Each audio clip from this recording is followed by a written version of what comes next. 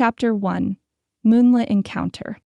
I had no idea what I was doing there, no clue, really, but here I was, standing at the foot of a crumbling ancient mansion on the outskirts of town, notebook in hand, staring at the moon like it held all the answers.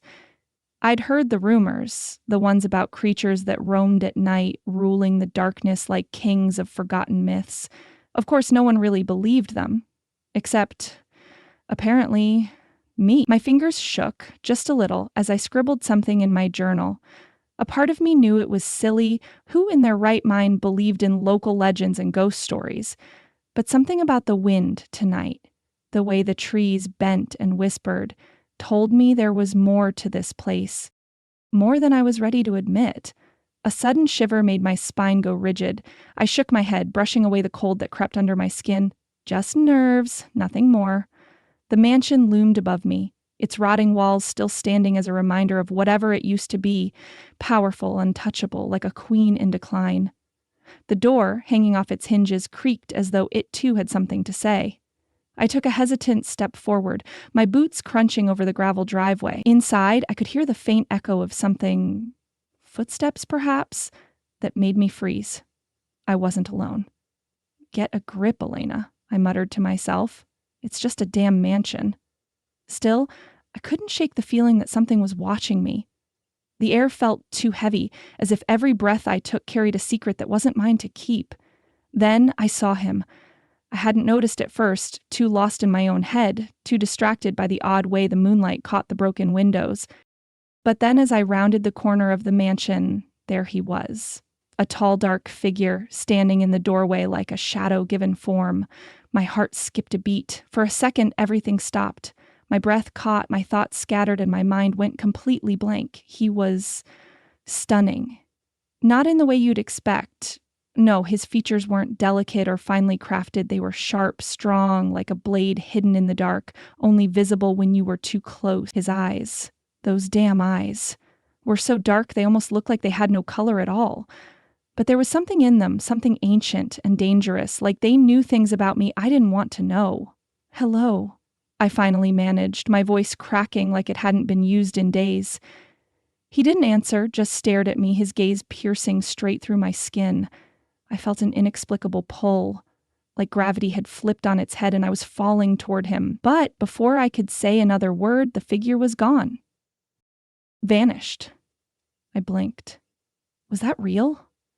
I took a few tentative steps forward, holding my breath, my journal tucked against my chest like a shield. My eyes darted around, scanning every inch of the old house. The shadows seemed to stretch longer, the air colder. I could almost hear him. His footsteps, so faint they might have been my imagination, echoing through the decaying hallway. I stepped further into the house. It was dark inside, but not entirely empty. The walls, though peeling and stained with age, whispered of better days. A memory flickered across my mind, something my grandmother used to say when I was little. The past never truly leaves us, Elena. It always comes back in the most unexpected ways. I shook my head, pushing the thought aside. That wasn't what I was here for. There were no ghosts in this mansion, just rumors and stories. But still, the air felt wrong, too thick, too full of things unsaid. Another sound. This time, louder, closer. I turned just in time to catch a shadow moving at the edge of the hallway. My heart raced. There was no way he couldn't be, but there he was again, the same dark figure, taller now, looming against the flickering light of the old candle sconces, his presence unmistakable. I swallowed hard. Are you real? This time he took a step closer, and I swear to God, my pulse skipped. Every cell in my body screamed at me to run, but my feet stayed frozen. The air between us crackled with some unspoken tension, as if the universe itself had paused to watch. I could ask you the same thing, he said, his voice low and smooth like velvet, with an accent that wrapped around every syllable. It wasn't a voice I'd ever heard before, not in this town, and certainly not from someone who looked like him. I blinked, trying to process. Who are you? He didn't answer right away, just stood there, watching me with those dark, unblinking eyes. The silence stretched between us, thick and heavy. I should have been terrified. I should have run, screamed, anything. But instead, I couldn't tear my eyes away. It was like something inside me was pulling toward him. He smiled, a slow, dangerous curl of his lips. And Damon. I didn't know what to say. Part of me wanted to step forward, to close the gap between us. But another part of me screamed to get out. Instead, I just stood there, stuck in place, staring at him like he was the only thing in the world that mattered. And then, just as suddenly as he had appeared, he was gone. Vanished into the shadows, leaving me standing in the middle of the hallway, my heart pounding so loud I was sure he could hear it. I forced myself to move, but my legs felt heavy, like they were made of stone. What was that? Who was he? I didn't know, but I felt the undeniable pull, like we were two pieces of a puzzle that had been separated for centuries. I could feel my grandmother's words echoing in my mind. The past never truly leaves us. But I wasn't ready to face that past. Not yet. I closed my journal, my hands still shaking. This is crazy, I muttered under my breath. I must be losing my mind. But as I stepped outside, the chill of the night air wrapping around me, I couldn't shake the feeling that my life had just taken a very strange, very unexpected turn. And I had a feeling that Damon wasn't done with me yet. The sunlight was still lazy as I sipped my tea at the corner of the cafe, the warmth of the cup somehow soothing against the chill of the morning air. I had a bad habit of overthinking things, and today was no different. The low hum of the bustling town outside filtered in through the windows as I scanned my notes for the 100th time. Each page was scribbled with fragments of memories from the mansion, little jotted down clues about creatures of the night, things that didn't quite fit together but felt important. I didn't want to admit it, but there was a weight to all of this now, a feeling I couldn't shake. The way Damon's presence had made the air go still, the way I hadn't been able to move, like I was locked into place by something I couldn't understand. That part of me that used to question every legend and myth my grandmother told me was gone. In its place was a whole new reality, and I wasn't sure I was ready for it. The cafe was filled with the usual morning chatter, patrons sitting over their breakfast, some exchanging pleasantries, others reading newspapers or catching up on the latest gossip about the emperor's speech the night before. It was a typical day, except that I couldn't quite shake the image of his eyes from my mind. Damon's eyes, dark and intense, like they could see right through me. I took another sip of tea, trying to focus on my notes, but the words blurred in front of me. I was starting to think I might be losing it when the door swung open, a gust of cool air following in behind it. I didn't look up at first. I had no reason to. "Is that your way of avoiding me?" came a voice that made my heart trip over itself. I froze. I knew that voice. Slowly, I lifted my gaze from the page and found myself staring at him. Damon, leaning against the doorframe like he belonged there. His tall, imposing figure made the light around him seem dimmer, like he was a shadow come to life. "Are you following me now?" I asked, trying to sound nonchalant, though my pulse was already betraying me. His lips twitched into a smile, the kind that made my stomach do ridiculous flips. "I could ask you the same thing." I raised an eyebrow, setting my journal down on the table with exaggerated care. I wasn't planning on stalking the local vampire community, if that's what you're implying. His smile deepened, and I swear I saw a glimmer of something dangerous in his eyes. "Stalking? No, just paying attention." I wanted to say something snarky back, but all I could do was watch him as he sauntered over, his footsteps soundless. He pulled out the chair across from me, glancing down at the empty seat as if considering whether he was allowed to sit there. "Well, you are a bit hard to ignore," I finally said, crossing my arms over my chest and giving him a sideways glance. "What is it about this place that's so irresistible to you?" He leaned in slightly, just enough to make me realize how close we were. The heat from his presence radiated over the table. "The same thing that's irresistible about you, I suppose," he said softly. A wave of warmth rushed to my cheeks. I cleared my throat. "Oh, please. This is the town's only cafe, and I come here every morning. It's not as dramatic as you're making it sound." He gave me a mock look of sympathy. Sure. I'm sure the universe just coincidentally had us both meet here, like it always does," I snorted. You're impossible. Me? Impossible. He raised an eyebrow. You're the one who insists on making everything more complicated than it needs to be. I let out a sigh, half exasperated and half amused. What does that even mean? He leaned back in his chair, folding his arms across his chest. It means you're running away from something, your past, your future, whatever it is, it's pulling you towards something and you're scared of it.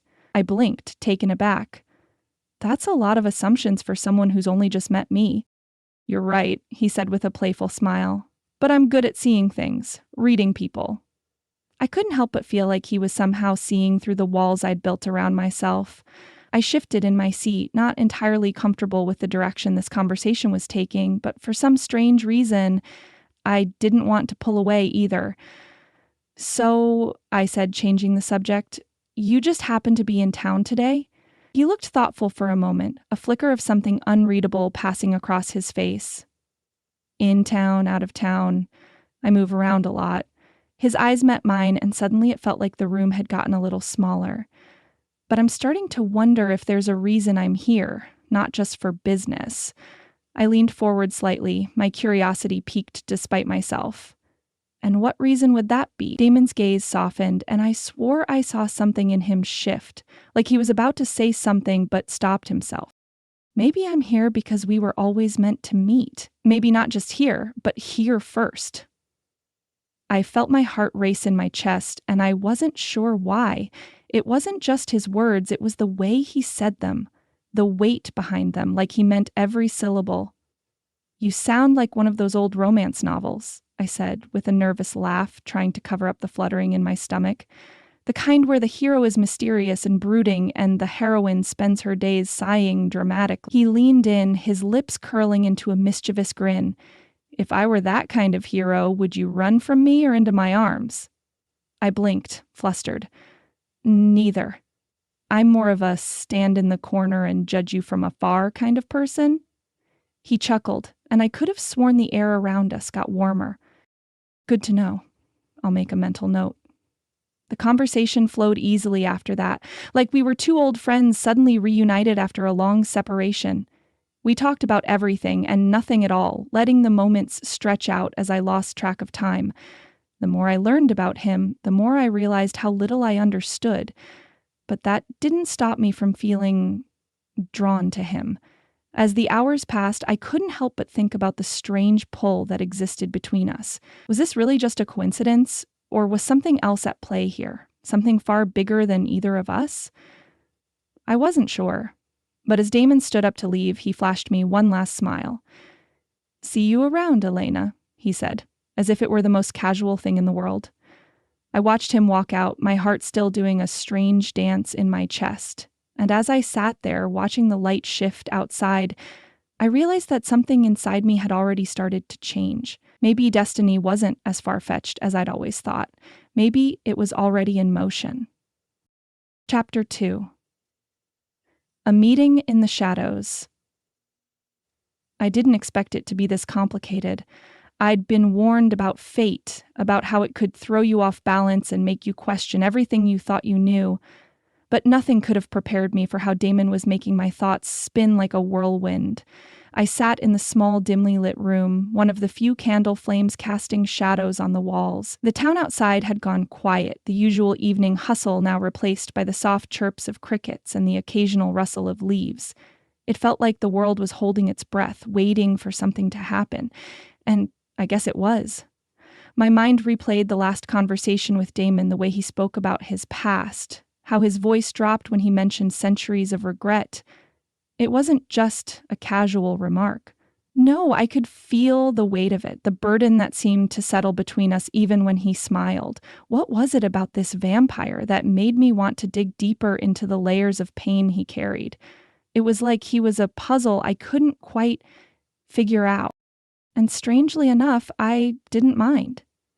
The chapel's heavy wooden doors creaked open and I glanced up, barely able to make out the figure stepping inside. There he was, of course, Damon. His silhouette framed by the fading sunlight, the shadows falling around him like a cloak. You look like you're about to make a dramatic entrance, I said, trying to keep the nerves from showing in my voice. He stepped forward, the last rays of the sun catching the edges of his dark coat. The effect was almost cinematic. Too perfect, too theatrical. He raised an eyebrow as if he knew exactly what I was thinking. Is it dramatic if it's the truth? His voice was playful, but his eyes told another story. Dark, weighed down by something deeper. Is that how you see yourself? Some kind of tortured hero? I teased, though I couldn't help the way my pulse quickened. He walked toward me, and for a moment I thought he was going to say something that would push all my carefully constructed walls down. Tortured, yes, but a hero? His gaze softened, a hint of amusement dancing on the edges of his lips. Not even close.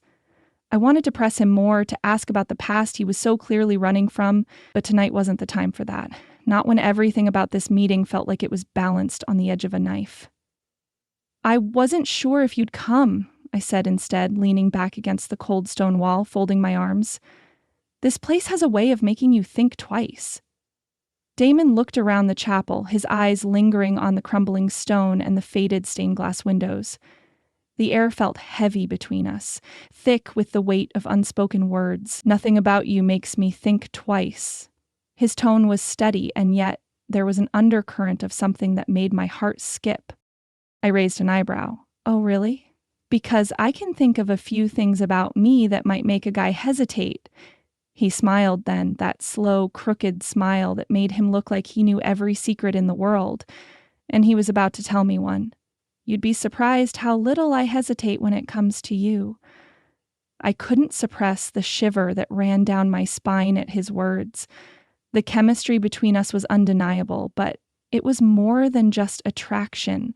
It felt deeper. It felt like we were on the verge of understanding something bigger, something neither of us had fully grasped yet. Why am I here, Damon? I asked, my voice quieter now, a little more vulnerable than I intended. You could have left this place behind, left me behind, but you didn't. He seemed to struggle with the answer, his gaze shifting away from me as if finding the right words required more than just a casual explanation. After a long pause, he met my eyes again, his expression serious, conflicted. I thought I could walk away from it all, he began, his voice low, but fate doesn't let you go so easily. I'm not just some vampire, Elena. I'm not just someone passing through your life. My kind, our legacy, it's not something you can outrun, and neither can you. Not when you're the one I've been waiting for. I felt my breath catch. What do you mean by that? He closed the space between us, each step deliberate, heavy with meaning. I mean that you and I, this, whatever this is between us, it's been a long time coming. Maybe longer than either of us understand. My heart pounded in my chest as I stood there, trying to process his words. A part of me wanted to run, wanted to tell him that we were better off staying strangers, that I didn't need to get tangled up in his fate. But another part of me, the part I was still trying to suppress, knew that I couldn't walk away from this, from him. You've been waiting for me, I repeated, half laughing, half unsure if I believed it. Damon nodded, his expression softening for a moment, as if he were allowing himself to feel something other than the burden he carried. Not just you, the connection, the truth, the reason why we're here, why we can't ignore what's happening. I was about to speak again when he raised a hand, gently stopping me. Let me show you something, he said, his voice steady, almost pleading. Something that might make you understand. But know this, once you see it, there's no going back. Are you ready for that? My stomach fluttered, a cocktail of anticipation and doubt swirling inside me. Was I ready for the truth? For whatever Damon was about to reveal? I swallowed hard. Show me, I whispered. Damon stepped closer, his hand reaching out to gently lift my chin. The warmth from his touch spread through me, soothing the tension I hadn't even realized I was holding. His eyes locked onto mine, intense and unwavering. And then, without another word, he leaned down, his lips brushing against my ear as he whispered something. Something that changed everything. I'll be the one who saves you, Elena, and you'll be the one who saves me.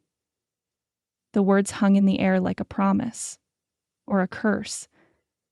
But in that moment, I couldn't bring myself to walk away.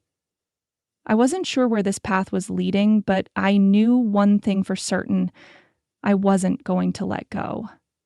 By the time we finished exploring the last of the abandoned estates, I was ready to collapse. The mystery of the disturbances around town, disappearances, strange lights, whispering trees, had kept us on the move all day. From eerie forests to hidden underground tunnels, Damon and I had seen it all. Well, mostly. There was still one mystery left to untangle. Why in the world had I found myself caught up in this insane supernatural mess with a brooding vampire shifter who was starting to make my heart race every time he looked at me? My legs were sore, my brain was on overload, and the last thing I wanted was to sit and think. Yet here we were in the cozy bistro on Main Street, the soft glow of candlelight making the shadows dance like they had a secret. Damon had insisted on taking me here. I tried to resist. After all, we'd spent hours digging through cryptic journals and abandoned ruins. But I couldn't exactly say no to the way his eyes lit up when he suggested it. The bistro wasn't much, but it had character. The dark oak tables, mismatched chairs, and faint scent of garlic in the air gave it a homey feel. A little like our investigation, honestly. Disorganized, but somehow perfect in its own way. And then there was Damon, sitting across from me, his sharp features softened by the flickering candlelight, a little grin tugging at the corner of his lips like he knew something I didn't. You know, he said, taking a slow sip of his wine, if we weren't in the middle of solving a family curse, I'd say this was the perfect way to spend the evening. I couldn't help but laugh, my head tilting back in genuine amusement. Yeah, because running through dark woods and crawling through tunnels feels so romantic. He shrugged, that grin still playing on his lips. Adventurous, at least. And you have to admit, there's something thrilling about not knowing what's around the corner. True, I said, rolling my eyes playfully. I can't argue with that. But, you know, there's a difference between thrilling and I'm never doing that again. He chuckled, leaning back in his chair, his eyes never leaving me. I didn't realize you were so afraid of the unknown. I thought you were more the fearless type. Oh, I'm fearless, I shot back, the words tumbling out before I even thought about them. It's just that some mysteries are a little too creepy, even for me. He raised an eyebrow, clearly intrigued. Too creepy for the great Elena? His tone was light, but there was a touch of curiosity behind it. Is that so? I shifted uncomfortably, unsure how to explain the part of me that still clung to logic and reason, even while the world around me felt more like a twisted fairy tale than anything real. I guess I'm just not used to the things we've seen. I don't know how to make sense of it. Damon's face softened, and for a moment there was a flicker of something deeper in his eyes. I get it. You didn't ask for this. None of us did. There was something in the way he said it, something raw and real that made my stomach tighten. He was always so guarded, like he wore a mask that I could never fully peel back. But tonight his walls were just a little lower, and I could see that the weight of the centuries he'd lived through was wearing him down, little by little. I don't know how you do it, I said quietly, my voice low. How you've lived for so long, how you carry all that weight. Doesn't it get tiring? He looked at me then, his gaze steady but haunted. Every day. But what choice do I have? I opened my mouth to say something else, but the words caught in my throat. How could I possibly understand the kind of burden he'd been carrying all these years? How could I? He was a vampire, a creature who had walked through time, seen things I couldn't even imagine, and yet he was still standing there across from me, like he was just waiting. For what it's worth, I said, pushing my plate aside and leaning forward. You don't have to do it alone. Damon's eyes softened, and he reached for his glass of wine, swirling it in his hand as he let my words settle in the air between us. I know, he said quietly, his voice rougher now, like he wasn't quite used to admitting things. But it's easier to keep things buried. I get that, I replied, feeling the sting of my own secrets and regrets. The curse on my family, the things I couldn't control. We were both playing a game with no rulebook, trying to make sense of the mess we'd been thrust into. For a moment, we just sat there in silence, the clinking of glasses and the low murmur of other diners filling the space around us. But the silence wasn't uncomfortable. It was companionable, like we'd both learned to find comfort in this strange, shared understanding. Then, as if the world had decided we needed a little relief, I reached for my breadbasket and threw him a mischievous look. You know, if you keep talking all serious like that, I might just have to start taking you seriously. He leaned in, smirking. So, you're saying I'm not serious enough for you? I couldn't stop the grin that spread across my face. Not quite. You're kind of like a big, brooding riddle, hard to solve and a little intimidating. Damon's eyes sparkled with amusement and he leaned back, his posture suddenly more relaxed. Big, brooding riddle, huh? I think I can live with that. We both laughed, and it felt like a weight had been lifted, even if just for a moment. The tension between us had shifted, lightened, and for the first time, I didn't feel so burdened by the weight of our shared fate. We were two people who had been forced into a story neither of us had asked for, but somehow we were finding our way through it together. And I had to admit there was something undeniably comforting about that. The rest of the dinner passed in a blur of laughter, shared stories, and soft silences. As the night wound down, I noticed how Damon's usual guarded nature seemed to fade into something gentler. It was strange, really, how easy it was to be with him, how easy it felt to let him see me. As we stood to leave, the flicker of a lamp in the corner caught my attention. My hand brushed against Damon's, the contact so brief, so electric that it felt like a bolt of lightning racing through me. His eyes met mine, something unspoken passing between us, something I wasn't quite ready to name. I don't know what happens next, I whispered, my heart racing as I held his gaze. But I'm glad you're here. Damon's expression softened. Me too, Elena. Me too. And just like that, I knew, whatever happened next, whatever challenges lay ahead, we were in this together. And maybe that was the greatest mystery of all. Chapter 3. Echoes of Betrayal. It was the kind of night that made you want to pull the blankets over your head and pretend the world outside didn't exist. But of course, I wasn't in my bed, and the world outside seemed determined to keep me awake. I was just wrapping up a long day of sifting through old journals and family records in the town library when I felt it, like the temperature had dropped by 10 degrees in an instant. My skin prickled. I wasn't sure if it was the creeping chill or something else entirely, but it had my attention. I stepped outside, the air thick with an unnerving quiet. The cobblestone streets were bathed in the soft glow of gas lamps, the flickering light casting long shadows that seemed to stretch and curl like they were alive. A flash of movement caught my eye at the far end of the alleyway. Then I saw him, Lucien. He emerged from the darkness like a shadow come to life, his tall figure sharp against the dim glow of the streetlights. His cold, calculating eyes locked onto mine with an intensity that made the hairs on the back of my neck stand up. He wore the expression of someone who had spent too many years in silence, too many years nursing a grudge, and yet his smile was polite, even charming, like he was trying to convince me he wasn't the storm about to hit. Ah, Elena. Lucien's voice was low, smooth like velvet, but there was a cruel edge to it. So nice to finally meet the woman who's managed to capture his attention. I swallowed hard, stepping back just a fraction. Something about him felt wrong, as if the world had shifted on its axis the moment he spoke my name. He wasn't just here, he was something darker, a presence that seemed to twist the air itself. What do you want? I demanded, trying to steady my breath, but I couldn't stop the tremble in my voice. He laughed, a sound that didn't quite reach his eyes. What do I want? His gaze wandered over the alley like he was inspecting the place before answering. What does anyone want, Elena? Power, influence, revenge? His eyes locked onto mine again, a chance to make those who have wronged you feel the weight of their mistakes. My stomach dropped. I knew exactly who he was talking about. You think I have something to do with your vendetta? Oh, I know you do, he said with a mocking grin. Your family has been entwined with mine for centuries.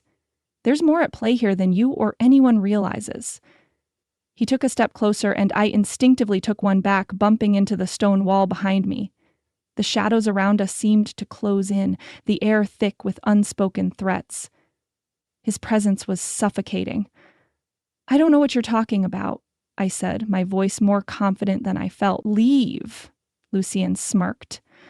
I don't take orders from anyone, least of all a half-blood like you. He turned on his heel and walked away, his every step deliberate, like he was savoring the moment. "I'll be seeing you, Elena," he called over his shoulder, "and when I do, we'll settle the score." I stood there for a long moment after he was gone, the weight of his words pressing on me. The night suddenly felt too quiet, too still. I didn't know what to make of his cryptic threats, but one thing was clear. He wasn't here to play nice. The next few days were a blur of unease and tension. The investigation had gone from slightly strange to seriously dangerous in the blink of an eye, and now, with Lucien's words echoing in my mind, I couldn't shake the feeling that the ground beneath me was starting to crack. Damon and I had planned to meet that evening, but something was off. I could feel the distance between us, like an invisible wall had been built, brick by brick between us. His smile was still there, that charming, crooked grin that had a way of making my heart flutter, but there was something else in his eyes, something darker. We sat in his usual spot at the cafe, the one by the window where he could keep an eye on the street. The place was quieter than usual, the faint sound of an old clock ticking softly in the background. Damon's hand wrapped around his cup of coffee, his fingers flexing like he was trying to push something back. He kept glancing out the window, his gaze distant. "I don't think I've seen you this quiet since we first met," I said, my voice light, but the concern behind it was real. "What's going on with you?" His eyes snapped back to mine, but they weren't really looking at me.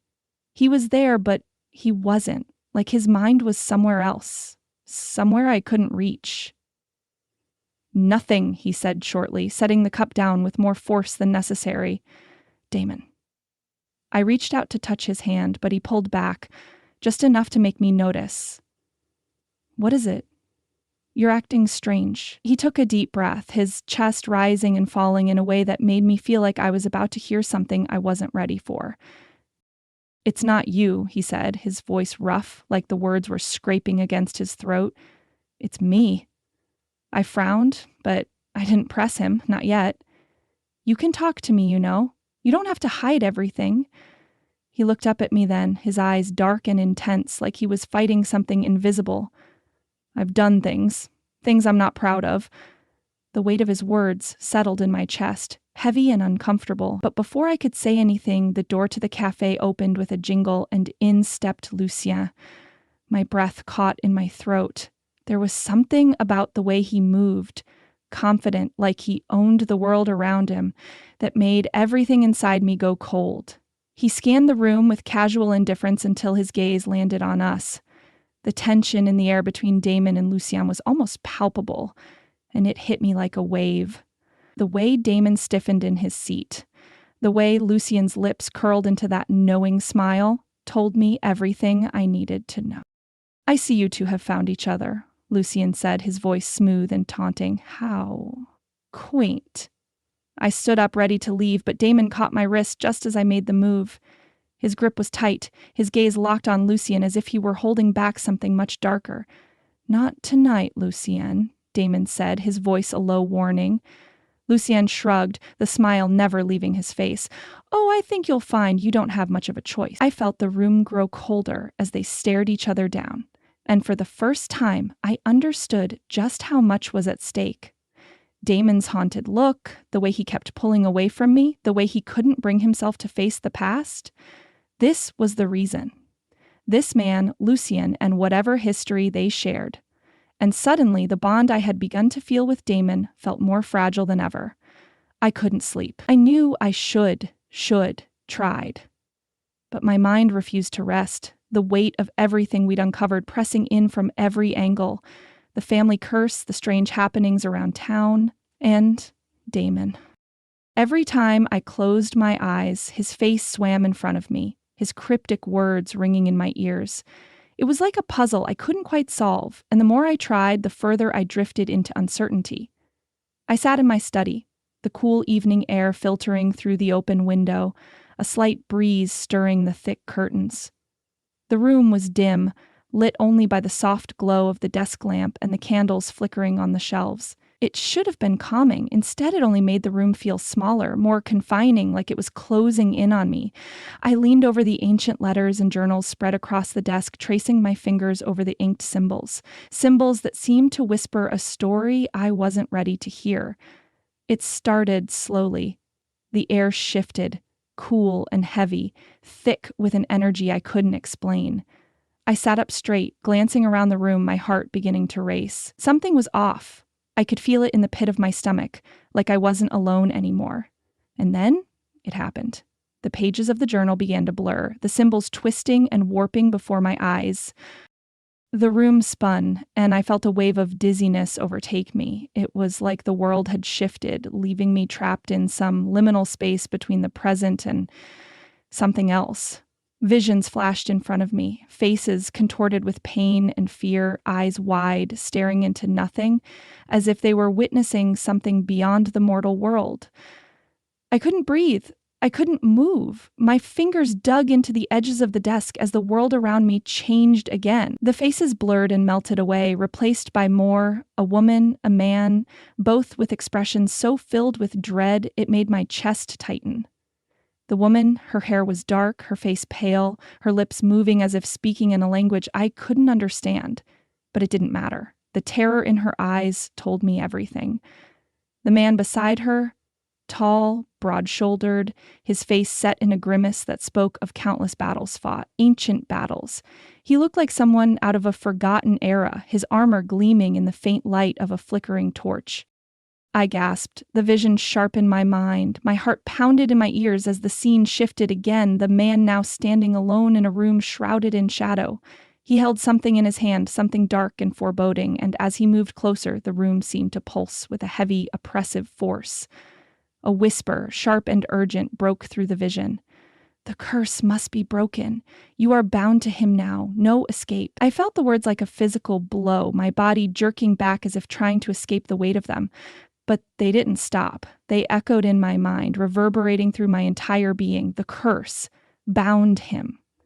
I tried to shake the vision, but it clung to me like smoke, suffocating me with its presence. I could barely catch my breath as I reached for the journal again, the edges of the pages smudged and bleeding into the world around me. And then I saw him. A shadow, looming in the doorway. His eyes glowed a deep red, and I knew that this was the figure that had haunted my nightmares, the one whose curse had dragged my family into darkness. Lucien. I stumbled back, gasping for air, my heart pounding so hard it hurt. The vision shattered, the air in the room snapping back into focus, and I was left panting, trembling in my chair. My hands were clammy as I clutched the edge of the desk for support. My mind was racing, trying to make sense of what I had just seen. The visions, the faces, the curse. It was all too much. I had to do something. I couldn't sit here and let this consume me. I grabbed the letter from my family's archives, the one I'd been too afraid to open until now.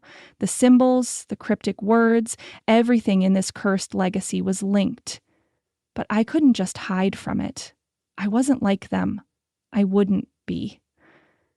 The night was thick with tension when I finally arrived at Damon's place, the weight of the vision still clinging to me. I hadn't said much as I walked through the door, and Damon, who had been sitting with his back to me, turned slowly.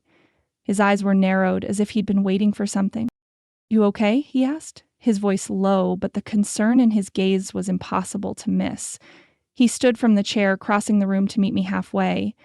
I didn't answer right away. Instead, I held up the letter, the one that had been haunting me since we'd uncovered the first part of the curse. The words felt like they burned against my skin. "I need you to read this," I said, my voice steadied despite the chaos I felt inside. "I don't think I can do this alone anymore." Damon's eyes widened slightly as he took the letter from me, but he didn't speak. He didn't need to. I could see it in the way he held the paper, the way his fingers tightened around it. This was real. We were in this together now, whether either of us were ready for it or not. He sat down at the table and I joined him, my gaze never leaving his as he began to read. The silence stretched between us, heavy with the knowledge of what was to come. The curse. Lucien, the looming threat I had been running from. It was all here, right in front of us. I've seen him, I whispered, my voice trembling despite myself. Lucien, I saw him in a vision. He's the one behind all of this. Damon's eyes met mine, and for a moment neither of us spoke. His expression was unreadable, but I could see the flicker of something behind his eyes. Something dark.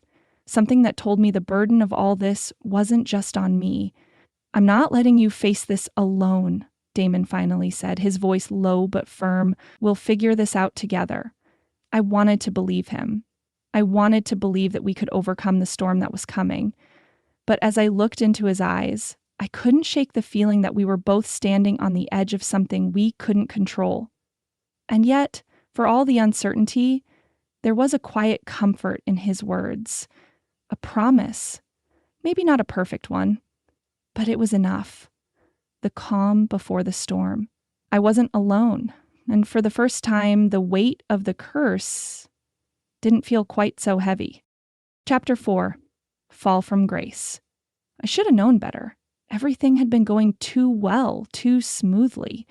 My articles were getting traction, my investigative work was opening doors, and for the first time in years, I felt like I was making a difference. My family's cursed legacy felt like a mystery I was about to solve. One step closer to breaking the chains that bound us to a dark past. But then came the storm. It hit me like a sudden, brutal wave, leaving no time for preparation or defense. One minute I was sitting in my study, sipping a cup of tea and reviewing my latest article, another piece about strange disappearances, and the growing feeling that something dark was festering in our small town. The next minute my phone buzzed, a message flashing across the screen. You're playing with fire. Stop now, or face the consequences. I froze, staring at the words like they were written in some ancient language I couldn't understand. The air in the room grew thick, almost suffocating as a cold wave of dread washed over me. I knew who it was. Lucien. His reach was long, and his threats were as cold as the shadows he moved in. Before I could even process it, a series of sharp knocks sounded at the door. I opened it without thinking, expecting a delivery or something equally mundane. Instead, I found myself face to face with two men cloaked in dark robes, their eyes hidden behind shadowed hoods. I don't take kindly to people digging into things that don't concern them, one of them said, his voice barely a whisper, but it cut through me like a knife.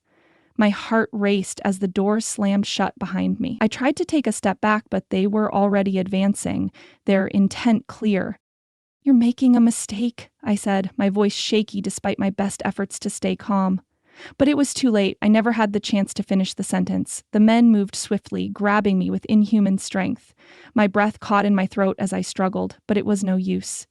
Hours later, I found myself sitting in my room, knees pulled to my chest, trying to process what had just happened. My article had been sabotaged, published with false information, damaging everything I'd worked for. The sense of defeat was overwhelming, suffocating. My family's curse, the one I thought I was close to understanding, felt like an impossible weight. I couldn't fight the tears that welled in my eyes. How could I go on when everything I'd built had been torn apart so easily? All I'd wanted was to make a difference, to uncover the truth, and now I wasn't even sure who I was fighting for anymore. I had been so certain that I could handle this on my own, but I was wrong. I needed help. I needed Damon. Damon found me the moment I called. He appeared at my door without warning, as if the world itself had parted to let him through. His face was a storm, a mix of rage and helplessness, but he didn't speak right away. He just pulled me into his arms, holding me close as though his embrace could erase the pain. I should have protected you, he said, his voice strained, his grip tightening around me. I pulled back slightly to look up at him, my fingers trembling as I wiped away a stray tear. It's not your fault. I didn't think things would go this far. He clenched his jaw, his eyes filled with guilt. Lucien's behind this. I should have stopped him. I should have... No, I interrupted softly, placing a hand over his heart. It's not just you. I'm part of this too. Damon closed his eyes as though the weight of the world was pressing down on him. I failed you. You're in danger because of me, and I can't undo it. His words hit me harder than I expected. The vulnerability in his eyes, the way he stood there, haunted by his own guilt. It made my heart ache. I couldn't let him carry this alone. "You didn't fail me, Damon," I said softly, stepping closer. "But maybe we both need to stop pretending that we can do this alone." For a moment, everything felt like it was standing still, like the world outside had paused, waiting for us to make a decision. And then, with a softness I wasn't expecting, Damon cupped my face in his hands. His touch was gentle, almost reverent, as if he was afraid I might disappear if he held on too tightly. "I can't lose you," he whispered, his voice barely audible, as though speaking the words aloud made them real. His words unlocked something inside me, something I hadn't fully realized I was feeling until now. I couldn't lose him either. "I won't let you," I whispered back, my breath catching in my throat. His forehead pressed gently against mine, the warmth of his skin grounding me in the chaos. The rain started suddenly, heavy, relentless, and the storm outside mirrored the turmoil inside. But just as the weight of everything seemed unbearable, Damon grabbed my hand, his grip firm and unyielding. "We face this together," he said, his eyes fierce with determination. I nodded, though a part of me still questioned everything. My family's curse, my connection to Damon, and the role Lucian played in all of this. But for the first time since everything had started unraveling, I felt a spark of hope. Maybe we could survive this. Without another word, Damon led me outside into the rain as the storm raged on. We didn't speak much, but our silence was heavy with meaning. The storm wasn't just outside, it was in both of us. And we knew we were standing on the edge of something we couldn't turn away from. The stakes had never been higher. We stopped in the middle of the alley, rain pouring down around us, the world feeling as though it were closing in. And then, as if on cue, Lucien's minions emerged from the shadows, their eyes glowing faintly in the darkness. The confrontation was inevitable. And as I looked at Damon, my heart pounding in my chest, I realized that everything had led to this moment. The past, the curse, the bond between us, it was all coming to a head. "Ready?" Damon asked, his voice calm despite the chaos unfolding around us. I met his gaze, a small smile pulling at the corners of my lips. As ready as I'll ever be. And with that, we stepped into the storm together, ready to face whatever came next. The library was as I remembered it. A sprawling labyrinth of dusty shelves, towering bookshelves lined with volumes whose pages had barely been touched in centuries.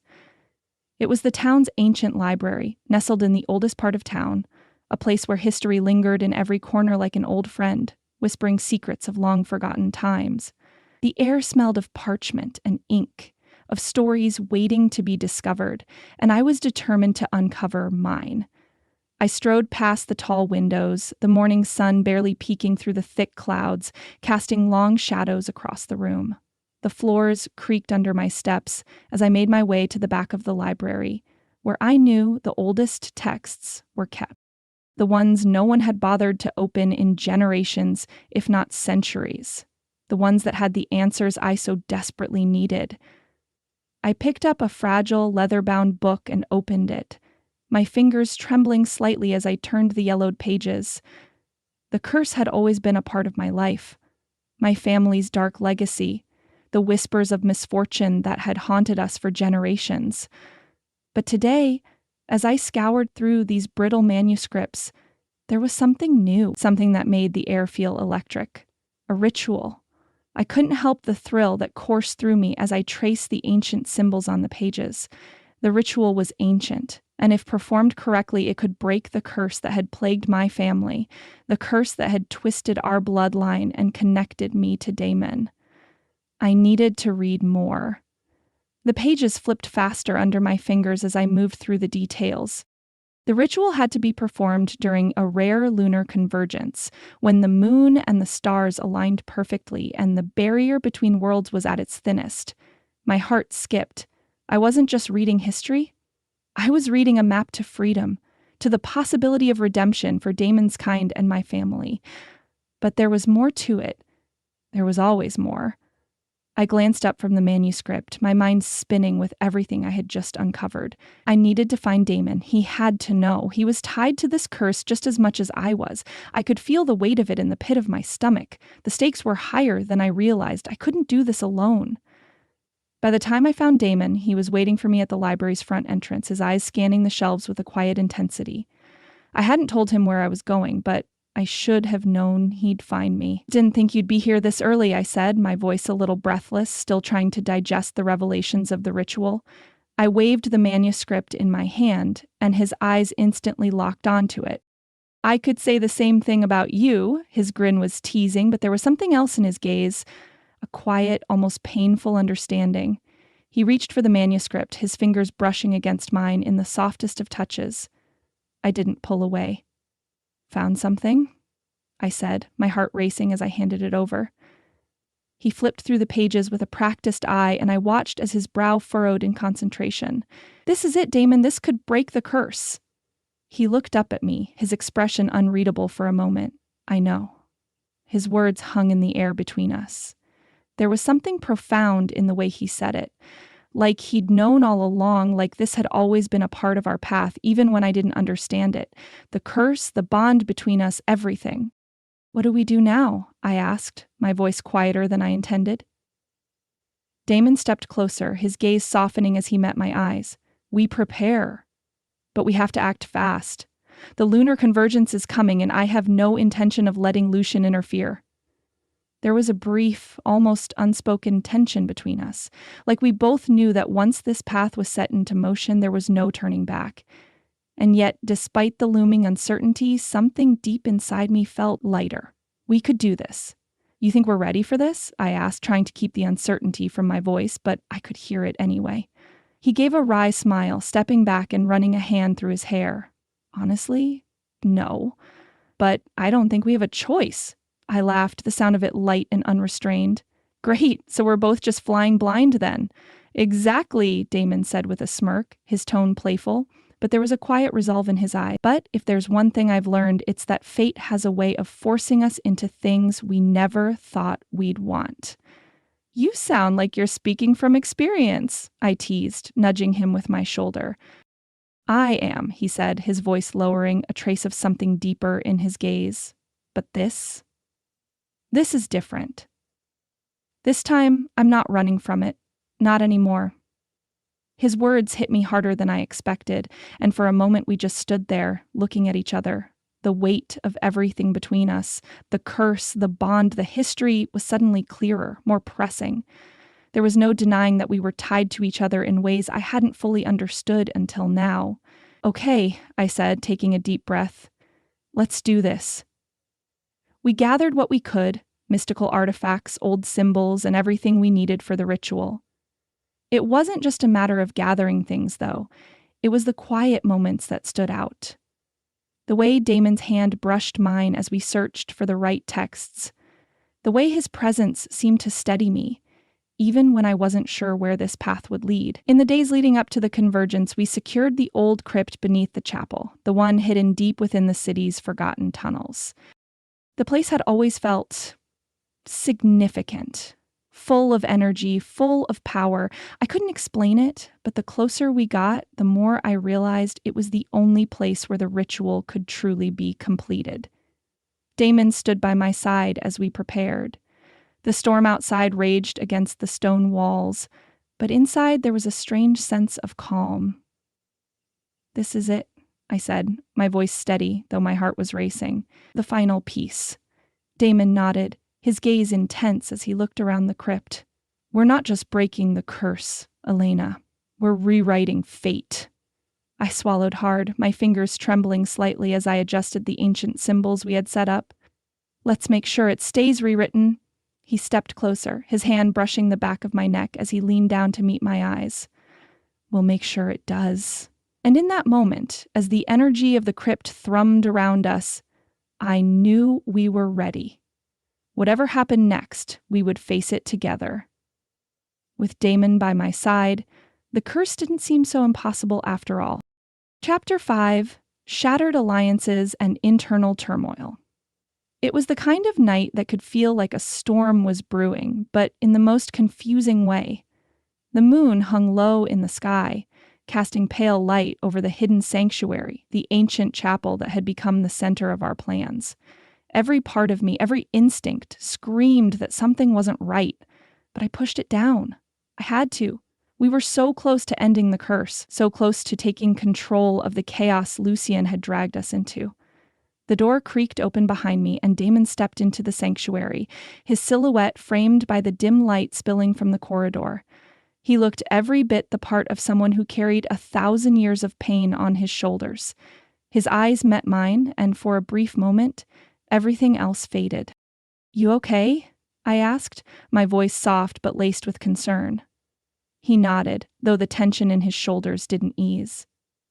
"I've been better," he said, walking toward me, his movements as fluid and effortless as always. But there was something guarded in his gaze. Something I hadn't seen before. I raised an eyebrow, taking a step closer. "That's not exactly reassuring." Damon offered me a wry smile that didn't quite reach his eyes. "I'm fine, just thinking." He ran a hand through his hair, a move I'd seen him do 100 times before, but tonight it felt different, like he was struggling with something inside himself. Before I could ask him what was really going on, the sound of footsteps echoed in the hallway. He stiffened immediately, his posture becoming more rigid, his jaw tightening. "Is everything set?" I asked, trying to keep my voice calm to push aside the nervous energy that had been growing in my chest. "We're ready," he said, his voice low. "But I'm not so sure about the others." The others. The allies we had gathered to help with the ritual. The very same ones who had pledged their support, their trust in the cause. Now there was doubt in the air. In the last few days, things had felt off. A creeping sense that something was slipping through our fingers. The door opened again, and I froze as a familiar voice rang out from the shadows. Funny, isn't it? How quickly alliances can fracture. Lucien stepped into the light, his cold eyes glinting in the dimness. He was flanked by a few vampire shifters, each of them wearing the same expression of quiet disdain, and behind them, like a shadow trailing too closely to the light, was a familiar figure. A former ally, someone we had trusted.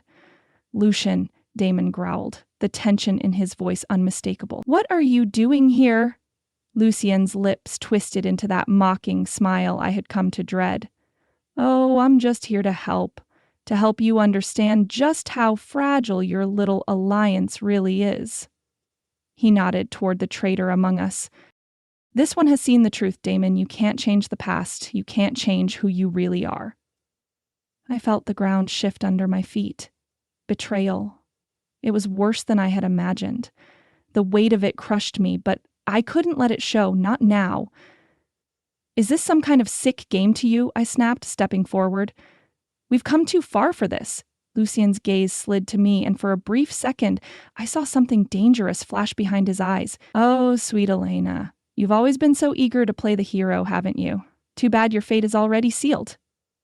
"Enough."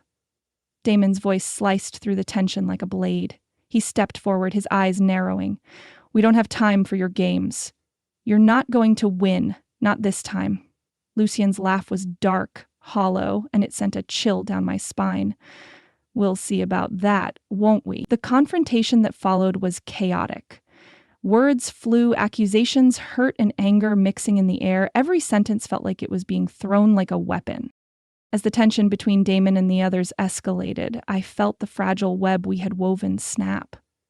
My gaze darted between Damon and the vampire shifters, our once solid allies, now turned against us.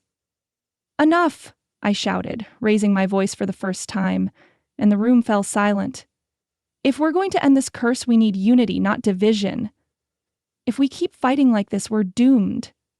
Damon's eyes softened, and for the briefest of moments, I could see the conflict in him, the weight of everything he had carried, the loyalty to his kind, and the hope that maybe, just maybe, he could change.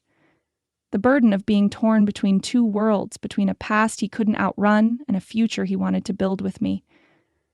He turned to the others, his voice rough but steady. "Elena's right. This isn't about personal vendettas. This is about breaking the curse. You either stand with us or you stand against us. There is no middle ground. There was a long, tense silence, broken only by the sound of Lucien's sharp laugh. How noble, how tragic.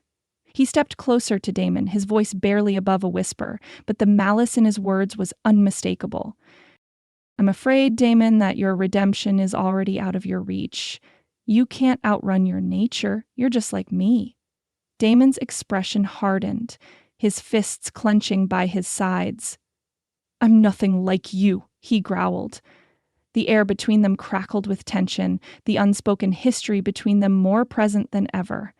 But before anything else could happen, I stepped between them, my voice sharp. Stop! Both of you! The room was still, like the entire world had paused, waiting for the next move. This is bigger than all of us, I said, meeting Damon's gaze. Bigger than Lucien, than the curse. If we're going to win, we need each other, all of us. The traitors, the enemies, the allies. All of them looked between Damon and me, the weight of the situation settling in the air like a thick fog. The tension was still there, but something shifted. The smallest crack in the armor, and that was enough for me to cling to. Damon reached for my hand, his fingers brushing mine as he stood beside me. There was a moment of silence before he spoke again, his voice quieter but more resolute than before. We'll finish this, together. But if any of you doubt us, if you doubt her, then leave now. I didn't know if he was talking to Lucien or to the others. Maybe he was talking to both of us. The room was still, but somehow I knew that this was just the beginning of a new chapter, a new struggle. And maybe, just maybe, it was the moment we stopped being torn apart by the past and started writing a new future, together. The fight wasn't over, but in that moment, standing beside Damon, I knew we had a fighting chance. And that was enough to carry us forward. I never thought I'd be standing in an ancient crypt, watching the full moon cast its eerie glow on stone walls that had seen centuries of history. I had imagined a lot of things growing up, but none of them involved being the key player in a supernatural ritual to break a curse that tied my fate and Damon's to the dark forces of the past. We stood at the threshold of the crypt, the heavy iron door creaking as if it had been waiting for this moment. Damon's hand brushed against mine, a touch so brief yet it sent a surge of warmth through me, grounding me in the midst of everything that was about to unfold. We're doing this, I said, my voice almost a whisper, but it felt loud in the silence of the room. Damon's eyes softened as he looked at me. We are. Together. The truth of those words was like a promise, one that reached into my very soul. His grip tightened on my hand, and for a moment, the weight of the world didn't feel so heavy. We weren't alone. We had each other, and we had the allies who had come together, those who had once wavered but now stood by our side. The air was thick with the tension of what was about to happen. Every step we took deeper into the crypt felt like it carried us closer to the heart of the storm, yet somehow, in that very moment, it felt like we were right where we were meant to be. The chamber was vast, cold stone beneath our feet, and towering columns stretching up to a vaulted ceiling where centuries of dust had settled. But despite the decay, the history, the weight of everything, there was a palpable sense of something more, a mix of hope and fear. And maybe, just maybe, the chance of redemption. At the center of the room, the ritual circle was laid out, symbols carved deep into the stone, glowing faintly with an otherworldly light. My fingers grazed the edges of the symbols, each one a thread that tied us to this moment, to this chance. This is it, I murmured, stepping toward the center. Damon was beside me in an instant. It's not going to be easy, he said, his voice a low rumble, but the confidence in his eyes made it hard to doubt. Lucien won't go down without a fight.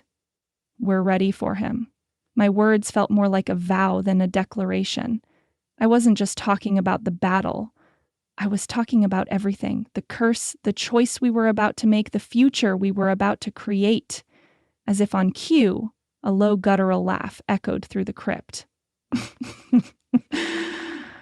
Ah, how sweet. Lucien's voice dripped with malice as his shadow stretched across the walls, his figure emerging from the dark. You really think this will work? You think you can change fate? His minions flanked him, their eyes glowing faintly in the dark. The room, which had felt charged with anticipation, suddenly seemed to shrink, the weight of Lucien's presence making it feel like we were drowning in the very air itself. "You've always been good at illusions, Lucien," Damon said, his voice ice cold. "But they've always been just that. Illusions."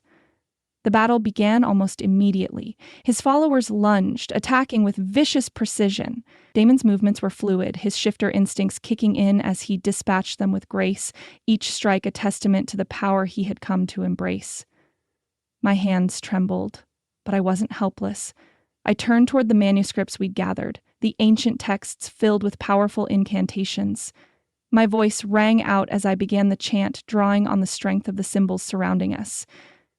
The air crackled as the magic took form, but Lucien's men weren't done. They surged forward, trying to stop me, to stop the ritual from being completed. "Don't stop," Damon's voice cut through the chaos. I turned to see him, his eyes flashing with fierce determination. He was fighting, but his gaze never left me. "Keep going. I'll hold them off." I nodded, though my heart was racing in my chest.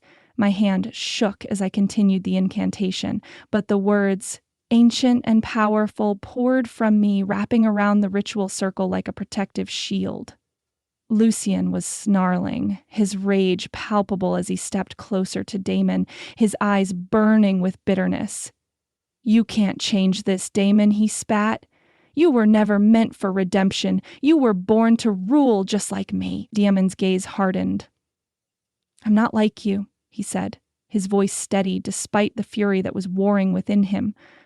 "I chose this, a life worth living, something you'll never understand." And with that, the battle between them escalated. Their clash wasn't just physical, it was personal, fueled by centuries of animosity. Their strikes rang out, a symphony of fury and broken bonds, each blow carrying the weight of their shared past. But my focus was on the ritual. The symbols were glowing brighter now, the energy in the room humming with a dangerous, electric intensity. I could feel the power rising, pushing against the boundaries of this world and the next. "Just a little longer," I whispered to myself, willing the incantation to finish. But Lucien wasn't done yet. With a furious roar, he lunged at Damon, the force of their clash sending ripples through the air. It was then that I saw it. The flash of silver in Lucien's hand, the weapon meant to strike a final blow. "No!" I screamed, rushing forward without thinking. The world seemed to slow as I threw myself between Damon and the blade. The silver grazed my arm, and the pain was immediate, searing through my skin like fire. But I didn't stop. I couldn't. "Elena!" Damon's voice cracked with panic, his eyes wide as he tried to reach me. But I held him back with a fierce shake of my head. "I'm fine," I gasped, my voice strained. "Keep going. It's almost over." With one final cry, I finished the incantation. The power surged, an explosion of light and energy that filled the crypt, washing over everything, over us, over the shadows, over Lucien and his minions. The air hummed with power, and I felt the curse breaking, unraveling like threads slipping through my fingers. And then, with a thunderous crack, it was done. Lucien's minions faltered, the magic binding them slipping away. Lucien himself staggered, his face twisted with rage as he tried to regain control, but it was too late. The curse had been lifted, the ritual complete. The room was silent, save for the soft breathing of those left standing. Damon rushed to my side, his hand gripping mine tightly. "Elena," he whispered, his voice full of worry. "You're bleeding." I waved him off, managing a small smile. "It's nothing." But Damon wasn't convinced. His eyes never left me as he gently cupped my face, his touch soft despite the raw emotion in his gaze. "You did it," he said, his voice thick with admiration and relief. I looked up at him, my heart pounding. "We did it?" And in that moment, with the curse broken and Lucien's power shattered, I knew that whatever happened next, we would face it together. The crypt had been filled with so much darkness, so much tension that standing there now amidst the quiet calm of dawn felt like I was waking up from a dream. The light filtering in through the broken ceiling stones bathed the room in soft, golden hues. casting long shadows that made the place seem less like a tomb and more like a sanctuary. Damon stood beside me, his presence so solid and comforting that I barely registered the exhaustion weighing on my shoulder. His face was etched with the same weariness I felt, yet his eyes, those fierce, brilliant eyes, held a spark that hadn't been there before. Maybe it was the weight of the curse being lifted, or maybe it was because he was no longer fighting the pull of a past he could never escape. Whatever it was, I felt it. And I wasn't about to take it for granted. "You okay?" he asked, his voice soft, like he wasn't sure how to phrase the question after everything we had been through. I let out a breath I hadn't realized I'd been holding. "Yeah," I said, shaking my head slightly. "I think I am."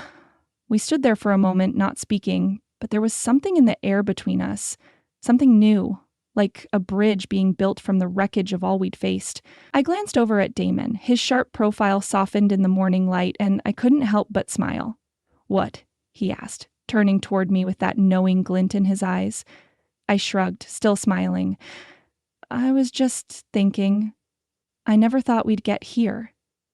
He gave me that wry smile of his, the one that could make my heart flip.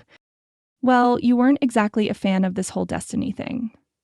"True," I said, rolling my eyes playfully. "But I'm getting there." "I think I'm starting to get used to it too," Damon said, his voice dropping a little as he reached out to take my hand. His fingers brushed mine with such care that I almost forgot about the remnants of battle strewn around us. The fallen, the fractured, the remnants of our enemies. The others, our former enemies turned reluctant allies, were scattered about the crypt, their expressions a mixture of relief and disbelief. I saw tentative smiles, quiet nods exchanged among them. For the first time, I could feel the weight of history loosening, the past no longer holding us in its iron grip. The curse was broken, and now it was time for the world to begin healing. Later, Damon and I found ourselves in the garden outside the chapel, the flowers still damp from the night's rain, the air crisp with the promise of a new day. The early morning sunlight filtered through the trees, casting dappled shadows on the stone path. We sat on a bench beneath a sprawling oak tree, the branches gently swaying in the breeze. There was no rush, no sense of urgency in the air now, only a gentle quiet that felt like the calm after a storm. I leaned back against the tree, staring up at the sky, the clouds parting to reveal the soft blush of the rising sun. Damon sat beside me, his arm resting on the back of the bench, his fingers brushing against my shoulder. "You know, it's weird," I said, my voice a little distant as I processed everything. "I used to think I could change my family's destiny, but I never thought I'd be the one to rewrite it." Damon's gaze softened as he turned to look at me. "I never thought I'd have a second chance at anything, let alone a future with someone like you." I felt my heart squeeze in my chest. "Someone like me?" He grinned, leaning a little closer. "You're stubborn, determined, and, let's not forget, completely willing to charge into dangerous situations without a second thought." "Hey," I protested, laughing. "I'm brave, not reckless." Sure, Damon said, chuckling softly. "But I'd rather have you by my side than anyone else, reckless or not." I blushed at his words, warmth spreading through me. "I'm starting to feel the same way about you." He raised an eyebrow, his playful smirk returning. "Starting to?" "Okay, fine," I said, rolling my eyes. "Completely and totally. Happy now?" Damon leaned in, his lips brushing against my ear. "Much better." I swatted him playfully, but the truth was, I couldn't wipe the smile off my face. We'd fought so hard to get here, to this moment of peace, and now that it was within reach, I realized how much I'd been changed by this journey. By him. "I still don't really understand everything that happened," I admitted, my voice quieter now. "But I know one thing. I wouldn't have made it through without you." His expression softened, and he placed his hand over mine, his thumb gently brushing my skin. "You didn't have to. I'm here. You always have me." For a moment, we sat in silence, just the two of us, letting the weight of his words settle in the still morning air. It was an unspoken promise, a vow that didn't need to be repeated. The town slowly awoke as the day moved on, the people emerging from their homes, the sunlight painting everything with a soft, golden hue. The streets filled with the sounds of laughter, music, and a vibrant energy that hadn't been there before. It felt like the town was coming alive after a long, dark sleep. I walked through the streets with Damon by my side, his hand in mine, the townspeople greeting us with smiles and cheers. I could feel the shift in the air, a sense of renewal, a sense of hope. When we reached the center of town, a crowd had gathered. Some of them were the same faces I'd seen before, but now they wore smiles instead of frowns. Others were strangers, people who had come to celebrate the victory over the curse, over the darkness that had clouded the town for so long. A band played in the square, their music light and uplifting, filling the air with joy. The sun bathed everything in a soft golden glow, and for the first time, I felt like we were on the brink of something incredible. "I think they're celebrating us," Damon said, his voice teasing but full of affection. I laughed. "You mean they're celebrating the fact that we survived?" "That too," Damon said with a grin. "But mostly they're celebrating the new dawn you helped bring." I stopped walking, turning to face him, and for a moment it felt like the whole world had stopped. Just the two of us, standing in the center of a town that had finally broken free of its dark past. And in that moment, I realized that all the trials, all the battles, had led me here. With Damon, and with the promise of a future we could build together. "Are you ready?" I asked, my voice soft but sure. He raised an eyebrow, a teasing smirk tugging at his lips. "For what?" I grinned back at him. "For whatever comes next." With that, Damon took my hand, and together we walked into the future.